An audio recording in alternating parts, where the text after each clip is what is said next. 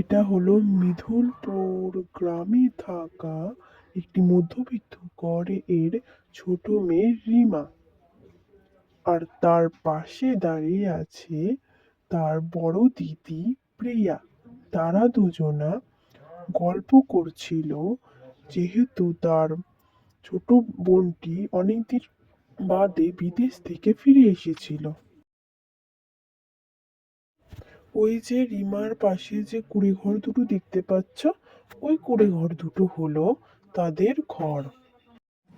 প্রিয়া বলছিল, দেখ বোন, আমাদের গ্রামটা কত বদলে গেছে। তুই তো অনেকদিন বাদে আমাদের দেশে আসলি, দেখ কত সুন্দর হয়ে গেছে আমাদের গ্রামটা।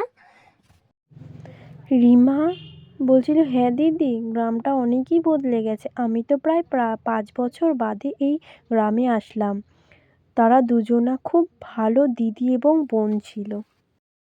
তারপর প্রিয়া তার বোনকে বলল যে, জানিস বোন, আমাদের এই গ্রামে একটা খুব সুন্দর ছেলে আছে যাকে আমার খুব পছন্দ। রিমা তার কথা শুনে তাকে জিজ্ঞাসা করলো, কে দিদি? তখন প্রিয়া বলল যে, দেখ, ওই যে আসছে, যে ওই ছেলেটা। এটা হলো সেই ছেলেটা যার কথা প্রিয়া বলছিল, যাকে প্রিয়ার খুব ভালো লাগে।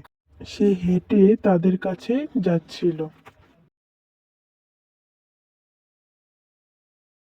ছেলেটি তাদের কাছে গেল এবং প্রিয়াকে জিজ্ঞাসা করলো যে, তোমার পাশে দাঁড়িয়ে রয়েছে এই মেয়েটি কে? তখন প্রিয়া বলল যে, ও হলো আমার বোন, ও আগে বিদেশে থাকতো, 5 বছর বাদে এখানে এসেছে। তখন রহিম রিমাকে জিজ্ঞাসা করলো, তুমি ভালো আছো? তখন রিমা বলল, হ্যাঁ, আমি ভালো আছি, তুমি ভালো আছো? তখন রহিম বলল, হ্যাঁ আমিও ভালো আছি।